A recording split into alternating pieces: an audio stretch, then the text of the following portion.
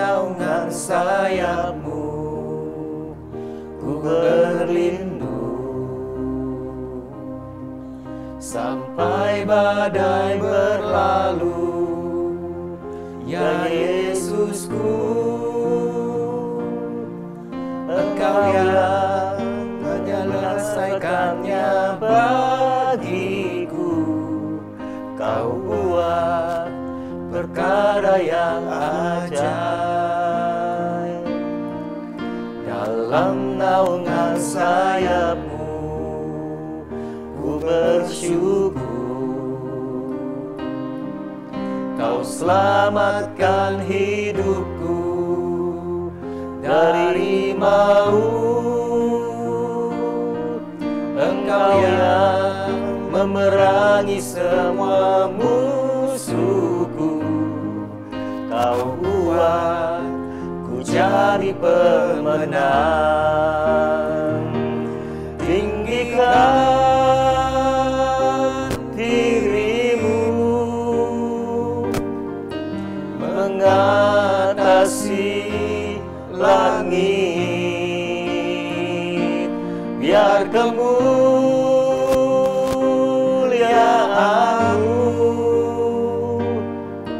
mengatasi bumi.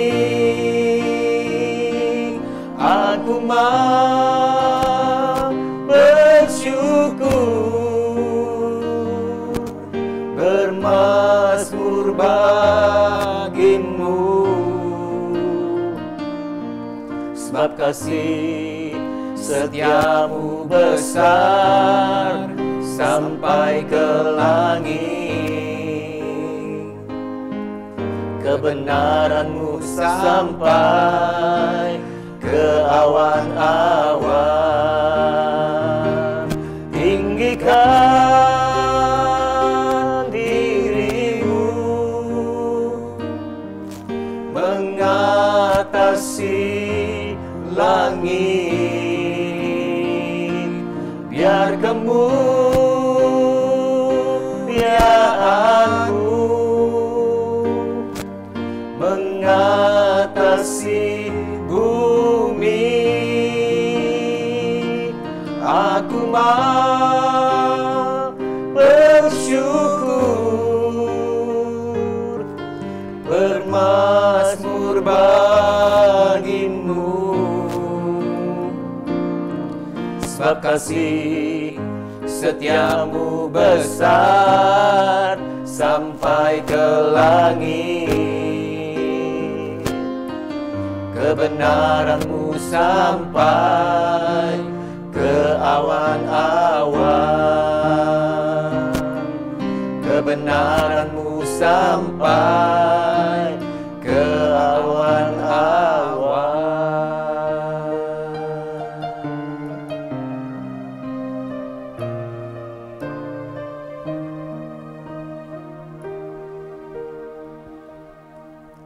Halo TMB Lovers, dimanapun Anda berada. Kita berjumpa kembali dalam program Tuhan Masih Bekerja bersama dengan saya Michael Wong, dan saya juga ditemani oleh rekan saya Andre Benardi. Selamat malam, Dre. Malam, Mike. Bisa Selamat kasih malam, salam pemirsa TMB. Sampai selamat jumpa lagi dalam tayangan TMB pada hari ini. Oke, saudara, dan juga kita ditemani oleh narasumber kita, Bapak Pendeta Sony Sakaria. Selamat malam, Den. Malam, Mike. Malam, Andre. Malam, TMB Lovers semuanya. Ya, pada hari ini kita akan membedah salah satu lagu yang diciptakan oleh Bapak Pendeta Sony Sakaria yang judulnya Dalam Naungan Sayap-Mu. Lagu ini diambil dari Mazmur pasal yang ke-57 seperti itu ya, Det ya. Iya. Ya, Nah, bagaimana kisahnya bisa tercipta lagu ini? ya, itu lagunya yang barusan barusan kita kita nyanyikan. Yang baru kita Ya. nyanyikan tadi. Ya. Jadi supaya semuanya tahu. Awal terciptanya lagu ini itu sebetulnya ketika saya berdoa. Dan ya terus terang itu juga saya sedang melalui masa-masa kelam dalam hidup saya. Jadi ketika saya berdoa, tiba-tiba muncul kalimat pertamanya itu dan nada pertamanya. Dalam naungan sayap-Mu, gitu. Jadi gitu, cuma satu kalimat pertama dan nada pertama itu. Lalu hari-hari berikutnya ketika saya berdoa lagi, nambah baris kedua. ku berlindung, gitu kan. Dalam naungan sayapmu, ku berlindung. Lalu saya teringat bahwa ini ada di Mazmur ini. Oke. Perkataan dalam naungan sayapmu ku berlindung gitu. Saya carikan ayatnya, saya cari ayatnya, dan ada beberapa ayat yang memakai istilah dalam naungan sayapmu ku berlindung. Tapi Mazmur 57 itu sangat mengena di hati saya dan rasanya itu cocok, klop dengan keadaan yang sedang saya alami gitu kira-kira. Ya kalau kita baca dalam Mazmur pasal 57, pendahuluannya dulu ayat 1 itu bunyinya seperti begini. Saya jelaskan dulu ya. Mazmur 57 ayat 1 bunyinya seperti ini. Untuk pemimpin biduan menurut lagu jangan memusnahkan Miktam dari Daud ketika ia lari daripada Saul ke dalam gua. Jadi ini adalah Miktam dari Daud. Apa itu Miktam? Miktam itu kalau kita baca dalam Mazmur, ada beberapa pasal dalam kitab Mazmur itu disebut Miktam dari Daud. Misalnya pasal 16 dan pasal 56 sampai pasal 60 itu juga semuanya disebut Miktam dari Daud. Hanya pasal 57, 58 dan 59 itu lagunya sama. Menurut lagu jangan memusnahkan. Oke. Jadi lalu Miktam itu apa? Miktam itu seperti apa istilahnya, Mazmur emasnya lah gitu. Oh. Mazmur emas. Jadi ini Mazmur yang berharga. Oh, oke. Minimal bagi Daud. Iya. Dan ini dijadikan Mazmur, dan itu Mazmur yang Miktam itu bisa berarti juga ukiran gitu. Jadi ini seperti Mazmur yang terukir. Terukir dalam hatiku. Masa-masa sulit ya. Ya, jadi dan Mazmur 57, 58, 59 itu menurut lagu jangan memusnahkan ketiga pasal itu, dan ketiganya kemungkinan besar ini ketika dia menghadapi masalah dengan Saul. Dia dikejar-kejar untuk dibunuh oleh Saul. Mengapa menurut lagu jangan memusnahkan? Karena pada saat itu kan Daud kan nggak salah apa-apa ya. Tapi dikejar-kejar oleh Saul untuk dibunuh cuma karena konflik batin di dalam diri Saul. Padahal Daudnya nggak salah apa-apa. Nggak ada satupun kesalahan yang dibuat oleh Daud terhadap Saul yang bisa membuat masuk akal untuk Saul mengejar Daud untuk dibunuh gitu. Nah perlu diketahui, saya kira kamu berdua juga sudah tahu bahwa Saul itu adalah mertuanya Daud. Ya. Ya. Tahu ya? Ya. Saul itu mertuanya Daud. Jadi Saul ini bukan musuhnya Daud. Kalau musuh kan orang Filistin itu musuh kan, orang Amon segala lah, bangsa-bangsa yang di luar Israel itu musuh semua. Daud bisa kalahkan. Alkitab mencatat kemanapun Daud pergi berperang, dia selalu bisa mengalahkan musuh-musuhnya seperti gitu kan. Nah Saul ini bukan musuh sebetulnya, tapi kemudian bangkit menyerang dia. Nah ini kan membuat Daud berada pada posisi yang serba salah. Ya. Serba salah, bukan serba saleh. Serba salah ini. Kenapa? Dia mau lawan Mertua sendiri. mertuanya Ya. dan pemimpinnya, ya kan? Sebetulnya dia punya kemampuan untuk melawan Saul nggak? Punya. Saya yakin punya. Kalau dia mau kudeta kayak Myanmar sekarang bisa atau enggak? Saya yakin bisa. Karena kan Daud itu panglima perang. Militer ya. Panglima perangnya. Dan kalau mau dibilang, seluruh rakyat lebih suka kepada Daud daripada kepada Saul. Betul. Iya. Kalau Daud mau lawan, mau kudeta pada waktu itu, bisa. Tapi Daud nggak bisa melakukan itu. Karena Saul ini orang yang dihormati oleh Daud, orang yang harusnya dilindungi oleh Daud. Karena pemimpinnya dan berikut merangkap mertuanya pula gitu. Bagaimana mungkin Daud bisa melawan orang yang dihormatinya dan disayanginya? Oke. Iya kan, mertua. Nah itulah yang menyebabkan Daud jadi bingung nih. Mau lawan nggak bisa, mau diam aja bisa mati. Ya kan? Akhirnya dia cuma lari-larian dikejar Saul kan. Iya. Mau lawan nggak bisa. Kan sempat ada beberapa kesempatan, minimal dua kali, Daud ada kesempatan untuk membunuh Saul, ya kan? Tapi Daud juga nggak bisa melakukan itu, karena hati nuraninya berkata jangan, dan Tuhan nggak berkenan kalau dia lakukan itu. Jadi sebetulnya Daud rasanya nano-nano gitu loh, berbagai perasaan ada di situ. Campur aduk ya. Dia marah tapi nggak bisa melampiaskan amarahnya. Sedih ya memang sedih. Mau lawan nggak bisa. Diam aja dikejar-kejar. Kan nggak enak jadi buronan, ya kan? Iya. Dan itu Saul mau membunuhnya itu serius. Sangat serius gitu loh. Bertekad banget dia membunuh Daud gitu. Ya karena kan memang juga udah dilemparin tombak kan waktu itu. Iya, memang udah mau dibunuh kan. Berarti kan memang mau bunuh gitu. Jadi Daud berada dalam keadaan yang serba salah. Bahkan dia doa pun bingung doanya. Mau doain gimana? Tuhan musnahkan dia. Biasa kan Daud suka doa gitu. Musnahkan dia mertua. Makanya bikin lagunya Jangan Memusnahkan. Oke. Maksudnya apa? Ya gimana ya? Kalau dia musnah, mertua gue gitu kan. Perlu dilindungi pemimpin. Orang yang dia hormati. Jadi Serba salah ya. serba salah. Maksud Daud adalah ya udah Tuhan, jangan memusnahkan dia lah. Tapi juga jangan musnahkan aku dong gitu. Makanya lagunya Jangan Memusnahkan. Miktam dari Daud. Itu posisi Daud. Jadi kayak gitu. Nah, itu latar belakangnya. Lalu bait-baitnya saya ambil dari Mazmur 57, ayat-ayat berikutnya. Seperti begitu. Oke. Coba kita bedah dari bait pertama ya. Iya. Nah, dalam naungan sayapmu ku berlindung. Sampai badai berlalu ya Yesusku, Engkau yang menyelesaikannya bagiku, Kau buat perkara yang ajaib. Bagaimana makna di balik bait pertama ini? Ya itu sebetulnya diambil dari ayat yang kedua ya, atau ke-1. Kalau dalam Alkitab elektronik kan masih ayat ke-1. Kalau dalam Alkitab yang tertulis itu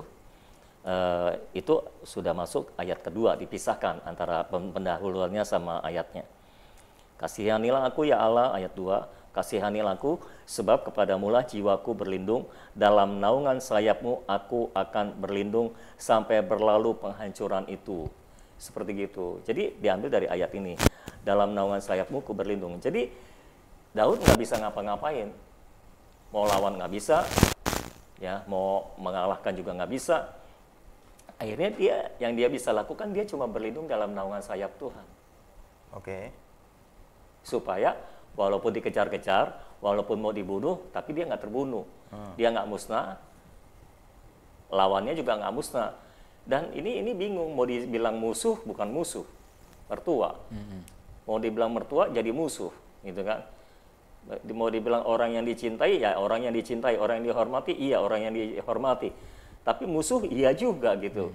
Jadi memang paling sulit orang-orang yang terdekat dengan kita, yang kita cintai, malah berbalik menyerang kita. Itu Daud mengalami kesulitan di situ. Lalu kan sampai berlalu penghancuran itu, lalu saya cari pembanding, karena liriknya nggak masuk dengan nadanya. Kan kalau ini kan sampai badai berlalu. Kan kalau sampai berlalu penghancuran itu kepanjangan gitu, nggak masuk. Ya. Saya coba cari pembanding dalam terjemahan yang lain. Itu dalam terjemahan firman Allah yang hidup, itu kata-katanya sampai badai berlalu. Oh. Jadi saya rasa itu lebih cocok dan lebih indah untuk dijadikan lagu. Lebih umum juga ya. Iya, jadi sampai badai berlalu. Engkau yang menyelesaikannya bagiku, kan ada tuh ayatnya ya. Ayat yang berikutnya tuh ayat yang kedua atau ayat yang ketiga, aku berseru kepada Allah yang maha tinggi, kepada Allah yang menyelesaikannya bagiku. Karena Daud nggak bisa menyelesaikannya sendiri. Ya, jadi dia cuma bisa berharap Allah yang menyelesaikannya bagiku. Karena dia nggak bisa menyelesaikannya sendiri. Ini masalah dilematis. Semua berada pada posisi yang dilema gitu. Jadi dia cuma bisa berharap, berlindung. Dia cuma bisa berlindung dalam naungan sayap Tuhan sampai badai berlalu. Kan makanya dia cuma lari dari gua ke gua. Berharap ada perlindungan dalam naungan sayap Tuhan sampai badai berlalu, nggak tahu kapan berlalunya. Karena ya agak bingung ya. Kalau mau berlalu kan Saulnya harus mati. Iya. Tapi kalau nggak dibunuh kan dia nggak mati. Sedangkan Daud dapat kesempatan untuk membunuh juga nggak bisa, nggak punya kemampuan untuk hati nuraninya melarang dia untuk membunuh. Jadi ya dia cuma berharap, ya sudahlah, biar Tuhan yang menyelesaikannya bagiku. Aku nggak bisa menyelesaikan sendiri gitu. Ini situasi yang memang kalau Rumit, pelik. diri kita sendiri yang selesaikan rasanya nggak mungkin gitu ya. Ya kan sebetulnya terkadang atau bahkan seringkali kita punya masalah seperti itu. Ya, nah. Kita suka ada dalam masalah-masalah dilematis yang kita sepertinya nggak bisa berbuat apa-apa. Serba salah. Bukan karena nggak punya kemampuannya, tapi nggak bisa Memang melakukan. nggak bisa, ya. Nggak bisa karena situasi dan kondisi, ya mertua tapi juga jadi musuh, bukan musuh tapi jadi musuh, serba bingung. Jadi dia sendiri nggak bisa menyelesaikan, cuma berharap biar Tuhan yang menyelesaikannya bagiku. Kasus-kasus seperti ini memang mau nggak mau serahkan sama Tuhan, biar Tuhan yang lakukan sesuatu, karena itu pasti yang terbaik lah kalau Tuhan yang bertindak. Jangan putus asa, tapi juga jangan melanggar. Kalau Daud membunuh Saul kan dia melanggar. Kalau dia putus asa, dia juga kan nggak sampai pada akhirnya. Repot ini. Ini repot, ya.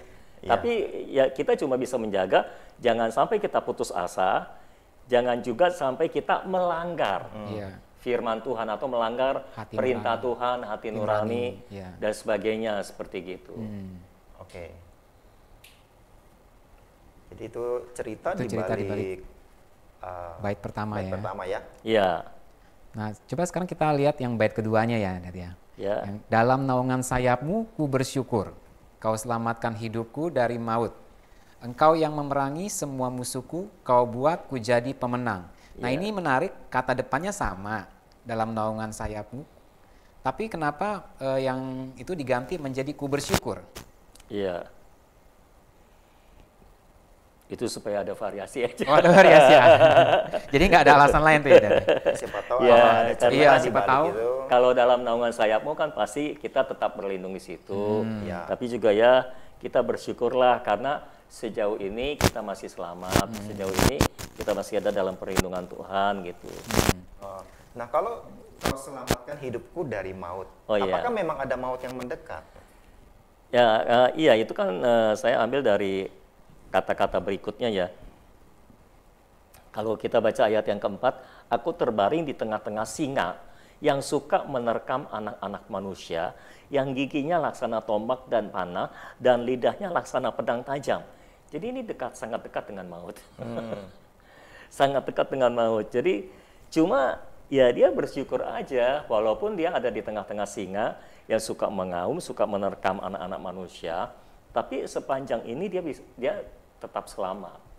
Sepanjang ini dia tetap terjaga, dijagai oleh Tuhan, karena dalam naungan sayap Tuhan itu dia berlindung itu. Ya.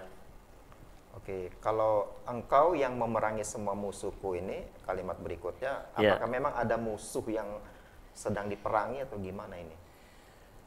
Ya itu, seperti saya bilang tadi, dia bingung mau namakan ini musuh atau bukan kan. Jadi ya akhirnya ya dia kadang pakai musuh, kadang enggak sih. Kadang pakai perlambang. Dia nggak sebut Saul, dia nggak sebut teman-teman. Kan pasti prajurit Saul itu ada bekas teman-teman Daud dong. Bekas anak buahnya Daud lah. Iya. Dia nggak sebut anak buahnya segala. Dia pakai perlambang singa lah, apalah gitu ya. Tapi akhirnya terkadang juga dia berkata musuh. Tapi dia berharap bukan dia yang memerangi musuhnya yang ini, karena musuhnya ini musuh spesial, musuh yang bukan musuh, istilahnya Musuh yang kayak bukan gitu. musuh. Ini memang agak membingungkan ini. Iya, musuh yang seharusnya menjadi pelindung bagi dia, menjadi penolong bagi dia, tapi ini jadi musuh gitu. Menjadi ancaman pada waktu menjadi itu. ancaman buat dia, dan ancamannya yang terus-menerus. Ya, jadi Daud berharap, Tuhan aku nggak bisa memerangi dia, yang engkau yang memerangi dia lah. gimana caranya, tapi tolong jangan musnahkan. Oke. Lalu akhirnya kau buat ku jadi pemenang. Jadi istilahnya tuh melalui semuanya ini, ketika Daud terus berlindung dalam naungan sayap Tuhan, Tuhan membuat dia jadi pemenang ya ceritanya. Iya, itu iman dan harapan ya. Itu iman dan harapan di tengah semua kemelut yang sedang terjadi, kemelut yang rumit ini, biar Tuhan yang memerangi musuh-musuhku yang sejatinya bukan musuh itu, dan biar Tuhan buat aku jadi pemenang. Jadi walaupun menghadapi masa-masa sulit ini, aku bisa tetap jadi pemenang seperti itu. Situasi seperti ini kan mungkin saja terjadi dalam kehidupan Oh banyak iya, orang ini, ya. iya. Kita dan pemirsa TMB TMB. mungkin saja mengalami Iya. situasi seperti yang dituliskan dalam lagu ini.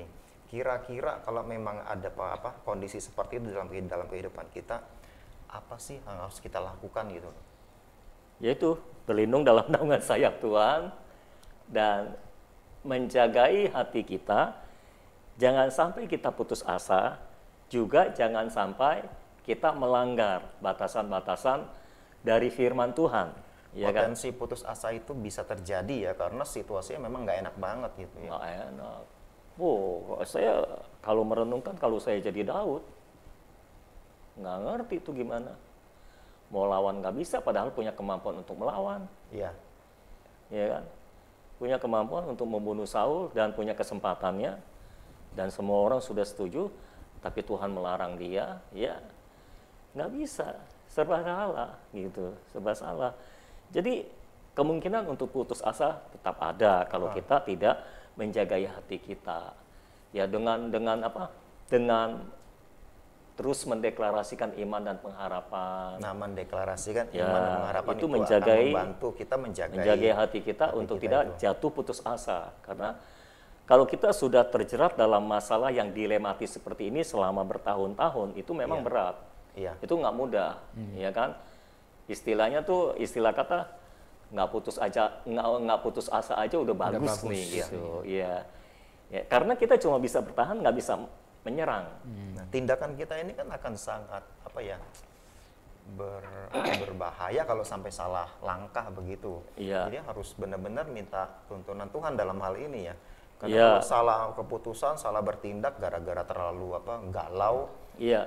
rungsing, akhirnya udahlah Iya. lakukan sesuatu yang akhirnya ternyata malah bikin situasi Suasananya makin Iya, tambah buruk, malah makin tambah buruk. kacau. Ah, Makanya kalau kita perhatikan perjalanan hidup Daud selama ketika dia jadi buronannya, Saul. bukan musuhnya sih, mertuanya ya.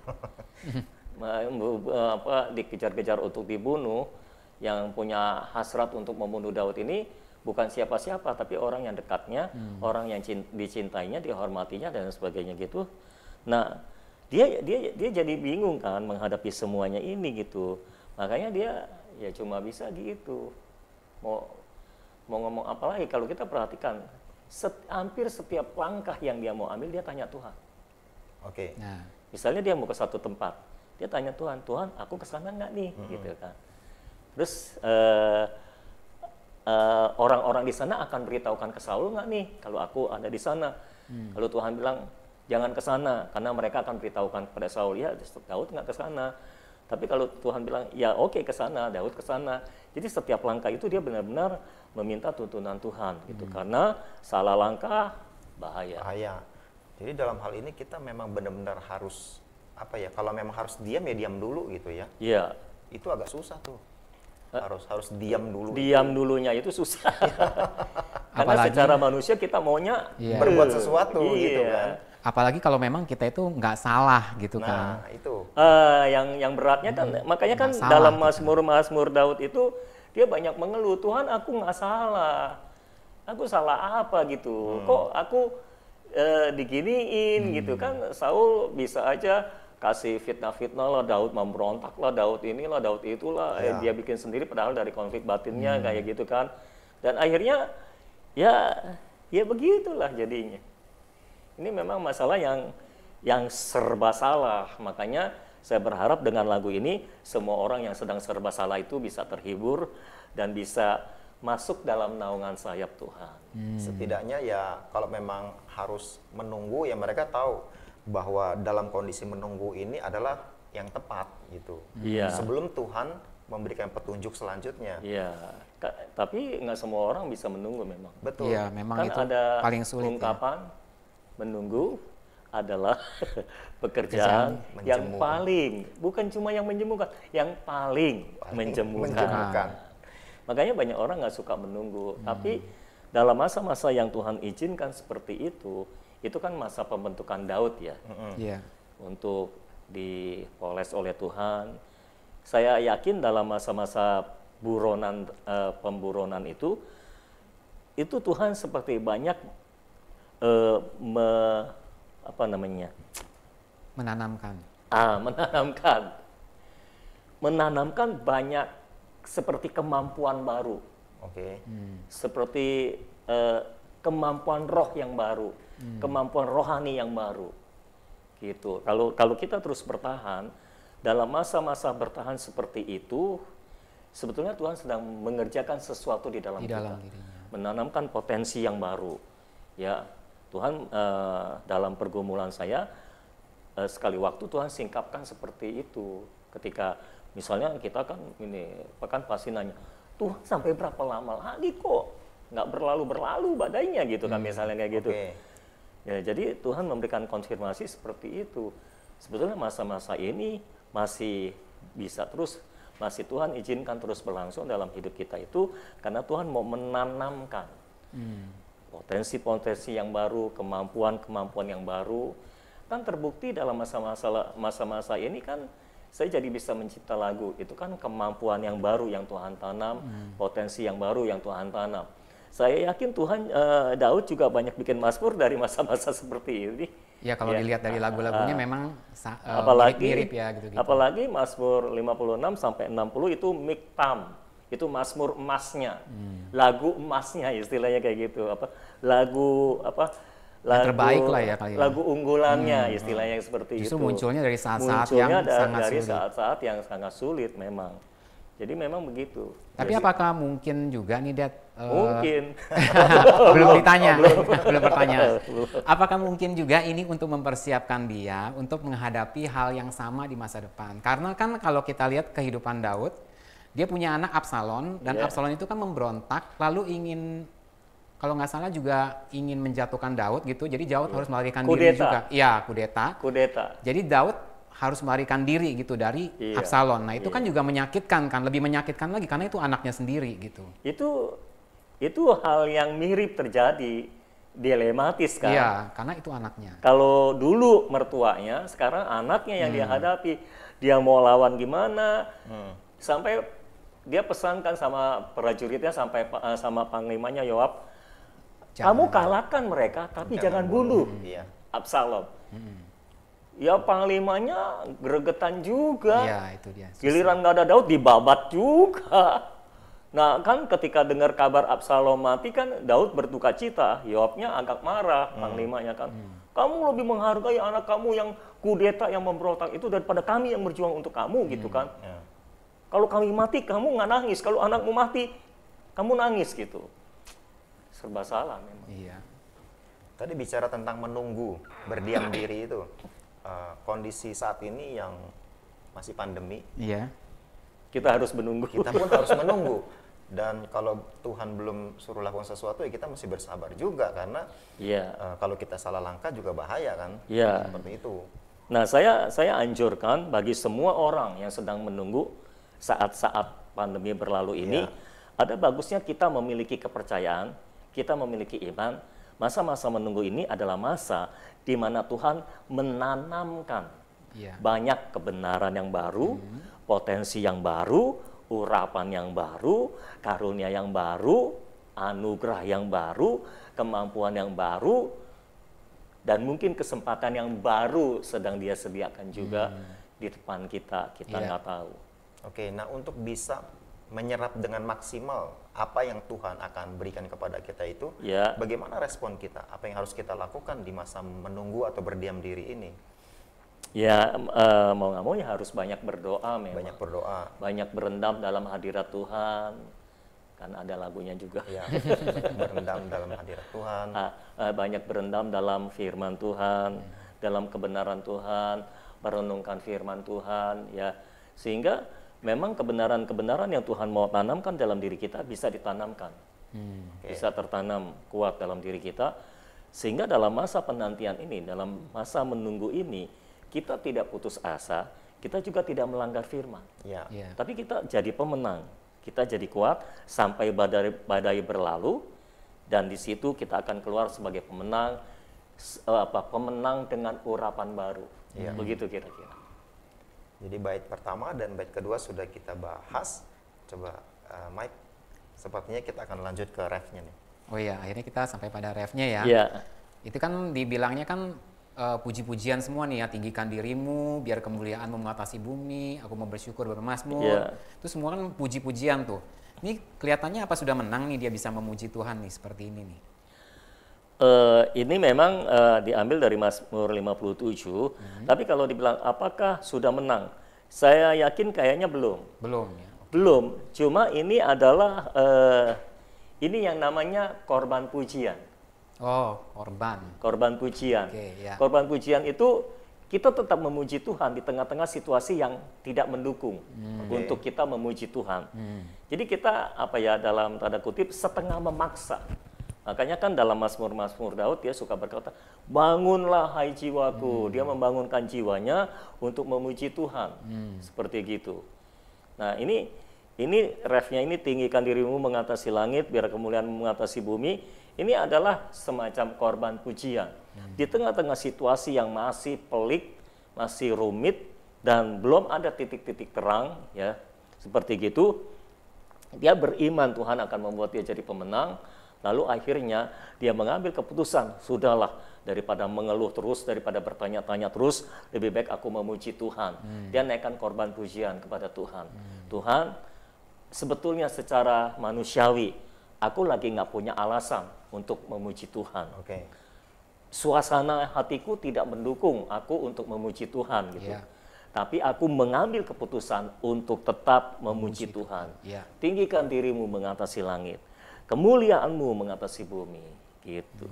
Dan lagi-lagi nih, ini sesuatu yang sebetulnya nggak gampang ya. Iyalah pasti ya. Dengan situasi yang Daud alami, alami, serba salah, serba bingung, harus diam, menunggu, lalu harus meresponi dengan benar lagi gitu kan. Iya, semua orang besar dibentuk dalam pelbagai kesulitan. Ya kalau mau jadi orang kecil sih nggak usah hidup sulit-sulit lah. Ngapain hidup sulit-sulit, jadinya cuma orang kecil kan gitu, saudara. Kalau Tuhan izinkan kita mengalami masa-masa yang sangat sulit, pelik, rumit seperti Daud, ini menunjukkan Tuhan memang sedang mempersiapkan dia untuk menjadi orang besar. Tapi kan di atas segalanya, Daud juga walaupun situasinya tidak mendukung untuk memuji Tuhan, dia punya alasan besar untuk memuji Tuhan karena dia percaya kasih setia Tuhan besar buat dia. Sebab kasih setiamu besar sampai ke langit. Jadi dia berharap pada kasih setia Tuhan yang besar itu. Dan kebenarannya juga sampai ke awan-awan. Allah adalah Allah yang benar dan dia tidak mungkin melakukan kesalahan. Jadi hitung-hitungan Tuhan nggak mungkin salah lah. Menurut Daud seperti itu ya. Pasti Tuhan berhitung. Kapan ini harus selesainya, apa yang harus ditanamkan, dan bagaimana menjagai hatinya, seperti itu. Situasinya sulit juga tetap kita, itu keputusan kita ya, untuk kita tetap bersyukur kepada Tuhan, tetap bersyukur, deklarasi Tuhan, iman kita kepada Tuhan, ya tetap menyembah Tuhan. Terkadang kita harus mengambil keputusan, karena kalau mengikuti perasaan kita, dan situasi, mungkin kita jarang mau memuji Tuhan. Kita jarang mau menyembah Tuhan seperti gitu ya. Jadi menarik apa yang Daud lakukan ini, respon Daud ini bisa jadi pelajaran yang bagus buat kita. Ketika mengalami situasi yang serba salah itu harus menunggu dan sebagainya. Tapi kalau kita bisa mengambil hikmahnya, merespon dengan tepat, kita sebetulnya sedang disiapkan oleh Tuhan jadi orang besar ya. Iya, kan setelah badai berlalu ini Daud jadi raja. Ya kan? Tadi kayaknya Mike mau nanya kepotong, silakan Mike. Oke. Mungkin bisa juga kali ya, si Daud ini ketika dia memuji Tuhan di dalam situasi kondisi yang sulit itu. Bisa, sangat dia, bisa. belum selesai. Belum ditanya.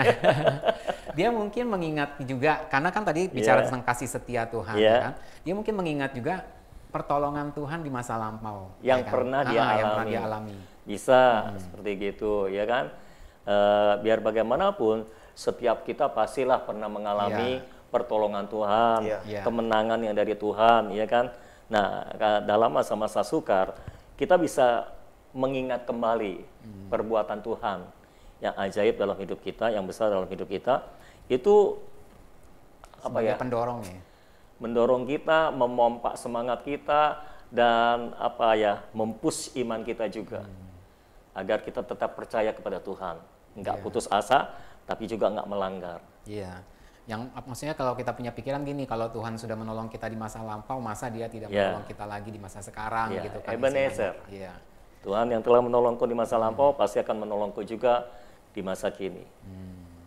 Jadi untuk kita meresponinya, ya kita harus berdiam di hadapan Tuhan, ya berendam dalam hadirat Tuhan. Kemudian kita juga memotivasi diri kita untuk memuji Tuhan, kemudian mengingat perbuatan-perbuatan Tuhan di masa lampau. Jadi dalam penantian itu setidak-tidaknya yang kita lakukan itu semuanya adalah untuk supaya kita termotivasi untuk terus percaya kepada Tuhan, gitu ya istilahnya. Bagaimana caranya membuat kita ini tetap percaya kepada Dia gitu ya, supaya begitu aja ya.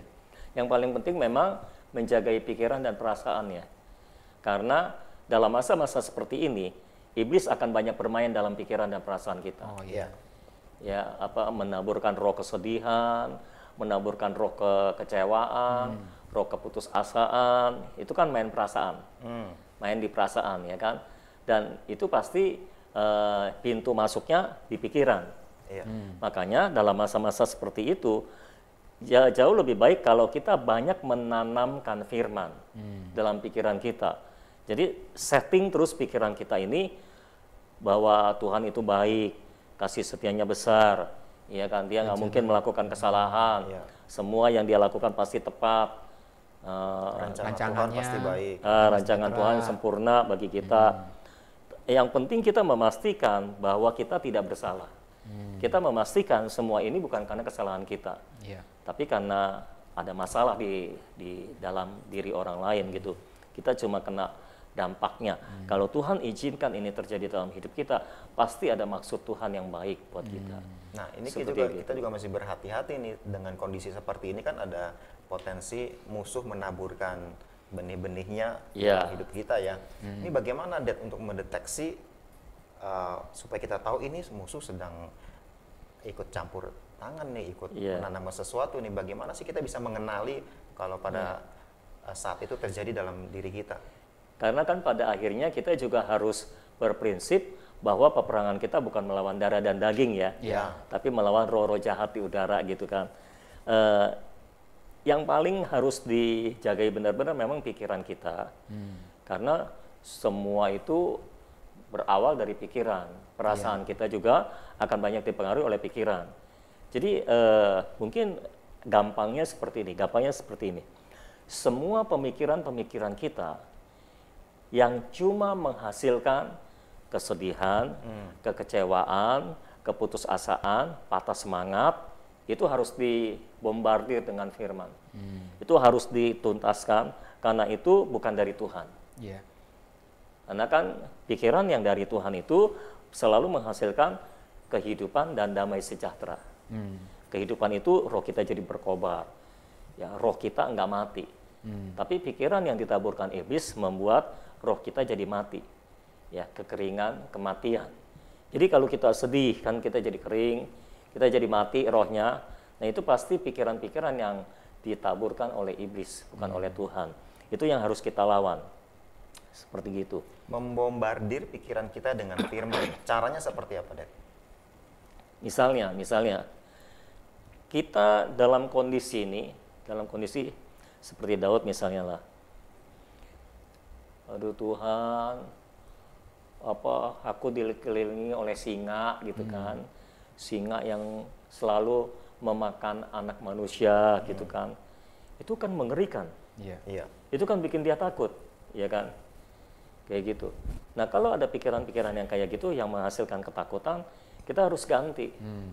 Kita cari firman yang isinya bisa menggantikan itu. Misalnya, aku percaya kebajikan dan kemurahan Tuhan belaka akan mengikuti aku sepanjang umur hidupku. Makanya kan ada satu lagu lain yang saya ciptakan, segalanya kan terjadi sesuai firman. Itu sebetulnya salah satu usaha saya, di samping memang pewahyuan dari Tuhan lagunya, ya, segalanya kan terjadi sesuai yang ku percaya. Walaupun kejadiannya seperti itu, aku percaya pada akhirnya semua akan terjadi seperti firman, seperti iman, dan seperti yang aku percaya. Lalu kan ada deklarasinya, ku percaya berkat Tuhan melimpah di hidupku. Nah, itu sedang membombardir. Oke. Jadi kalau saudara sedang mengalami masa-masa seperti itu, bisa pakai lagu itu untuk membombardir. Kan, ku percaya kuasa Tuhan membangkitkan tubuhku, ku percaya kebajikan kemurahan selalu mengikutiku. Jadi daripada kita terus mikirin singa ada di samping kanan, singa di samping kiri, ya kan? Lebih baik kita berpikir kebajikan dan kemurahan Tuhan mengikuti aku sepanjang umur hidupku.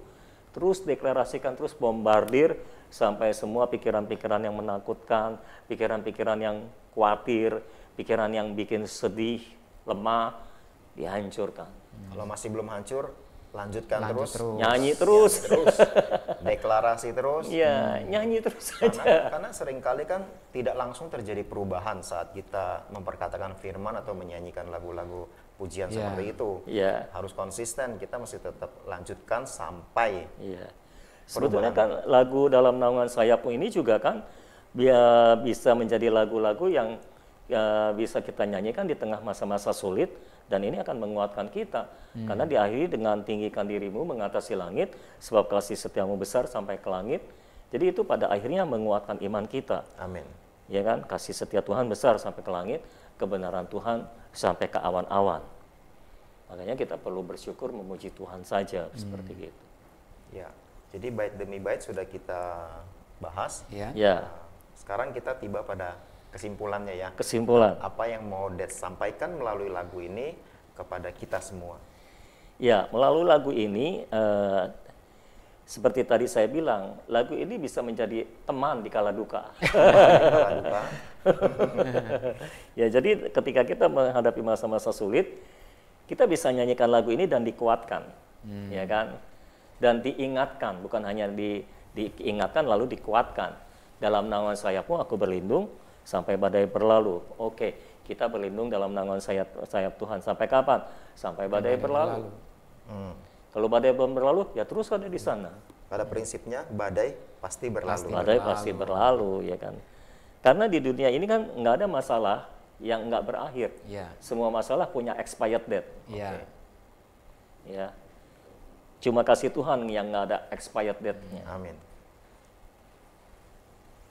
Gitu. Jadi melalui lagu ini saya ingin menyampaikan, walaupun pelbagai hal yang dilematis terjadi dalam hidup kita, kita mengalami kebingungan, kesulitan untuk mengambil keputusan dan nggak bisa berbuat apa-apa, tetapi di dalam diamnya kita, pastikan ada Tuhan yang bekerja di sana.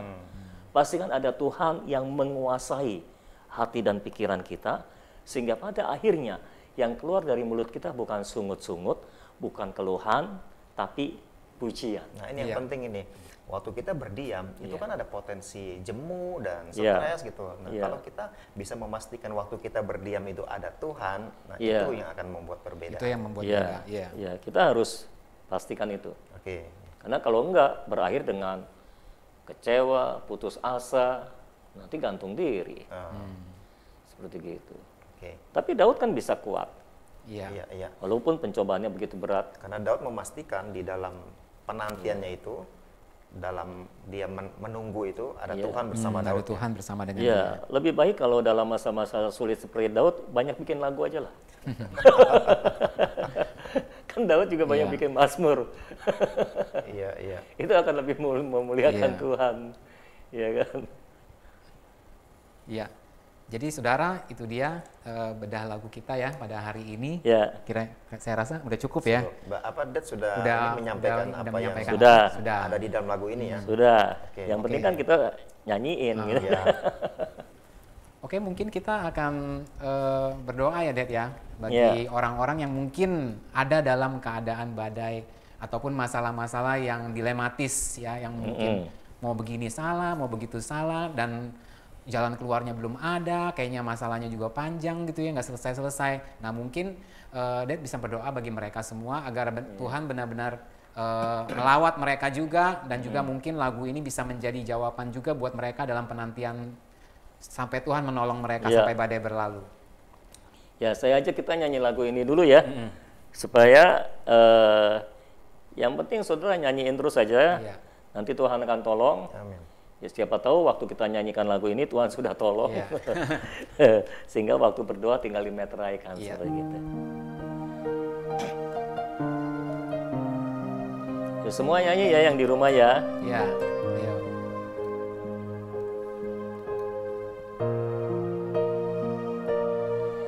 Dalam naungan sayap-Mu ku berlindung sampai badai berlalu, ya Yesusku. Engkau yang menyelesaikannya bagiku. Kau buat perkara yang ajaib. Dalam naungan sayap-Mu ku bersyukur. Kau selamatkan hidupku dari maut. Engkau yang memerangi semua musuhku. Kau buat ku jadi pemenang. Tinggikan dirimu mengatasi langit, biar kemuliaan-Mu mengatasi bumi. Aku mau bersyukur, aku mau bersyukur, bermazmur bagi-Mu. Sebab kasih setia-Mu besar sampai ke langit. Kebenaran-Mu sampai ke awan-awan. Lagi tinggikan dirimu, tinggikan dirimu mengatasi langit, biar kemuliaan-Mu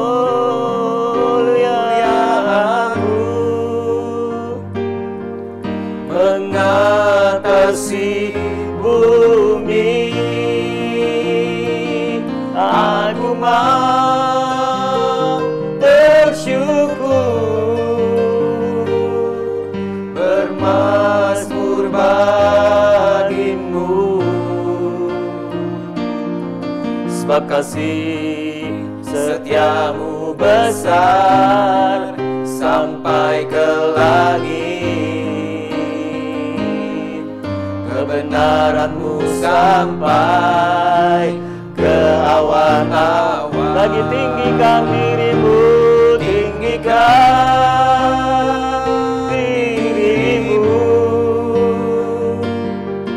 mengatasi langit, biar kemuliaan-Mu mengatasi bumi. Aku mau bersyukur,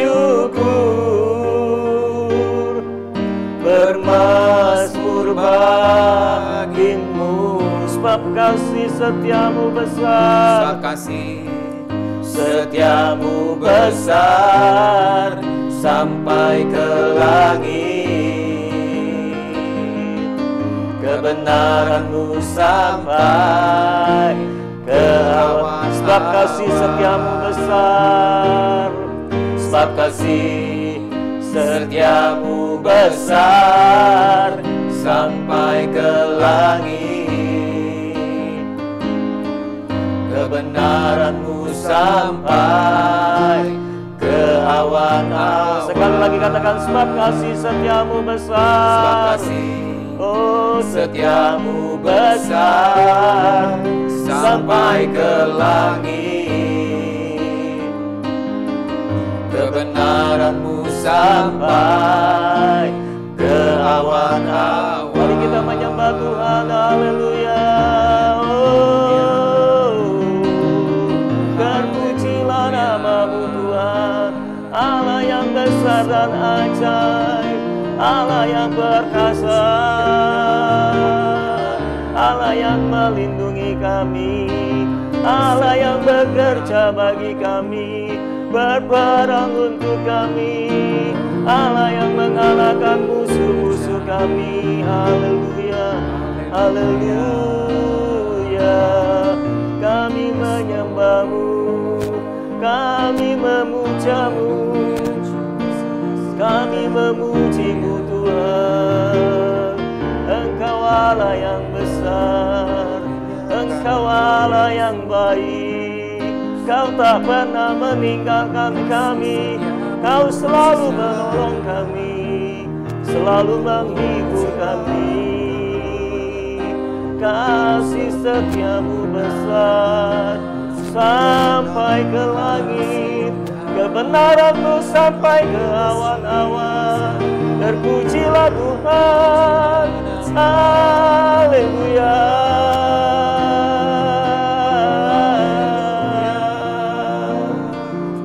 Haleluya.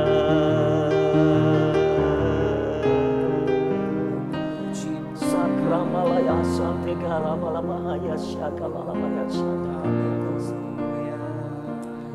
Oh haleluya Yesus, haleluya Yesus, haleluya Yesus.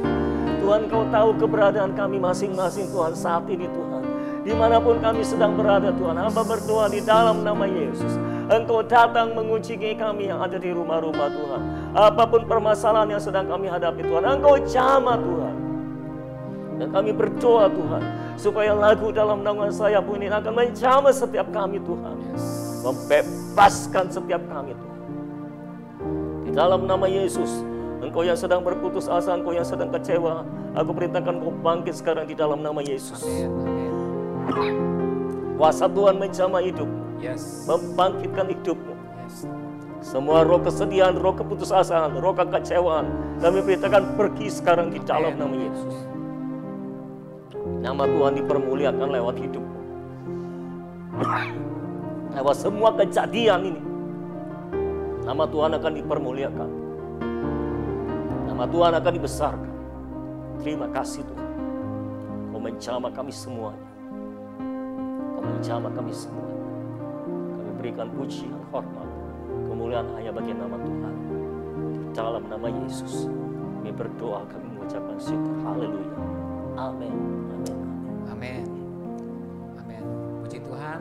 Terima kasih Dad buat sharingnya mengenai lagu ini, dan saya harap lagu ini juga bisa menjadi berkat bagi saudara, menjadi solusi juga bagi saudara yang sedang menghadapi masalah, yang sedang dalam penantian.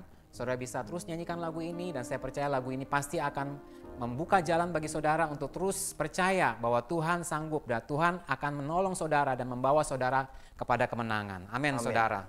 Sebelum kita berpisah, saya juga ingin mengingatkan bagi saudara yang sudah menyaksikan video ini, jangan lupa untuk saudara like video ini, kemudian saudara share video ini supaya lebih banyak orang lagi yang juga bisa mengenal lagu ini dan juga bisa diberkati dan dibangun dan dibangkitkan melalui lagu ini ya saudara ya. Dan juga kalau saudara sudah diberkati, saudara jangan lupa memberikan komentar, kesaksian atau pertanyaan saudara di kolom komen atau di hotline chat kami. Kemudian bagi saudara yang juga baru pertama kali ke channel ini dan belum berlangganan, silakan subscribe dan langsung klik tombol loncengnya untuk mendapatkan notifikasi di ponsel saudara. Kemudian juga bagi saudara yang ingin mendapatkan renungan setiap pagi, ya saudara dapat berlangganan program Daily Bread, di mana saudara akan dikirimkan renungan sebelum jam 6 pagi ke WA saudara. Ya, saudara tinggal ketik saja ingin berlangganan Daily Bread di hotline chat kami ini. Kemudian juga bagi yang saudara yang ingin membeli buku Tuhan Masih Bekerja, saudara juga bisa pesan melalui hotline chat kami. Baik saudara, sekian dulu acara Tuhan Masih Bekerja kali ini. Sayang sekali kita harus berpisah ya karena waktu. Kami bertiga pamit undur diri dan kita akan jumpa lagi dalam program Tuhan Masih Bekerja minggu depan dengan topik-topik dan dengan pembahasan yang lebih seru lagi. Amin saudara. Ya, kita pamit undur diri. Saya Michael Wong. Saya Andre Benardi. Percayalah Tuhan masih bekerja.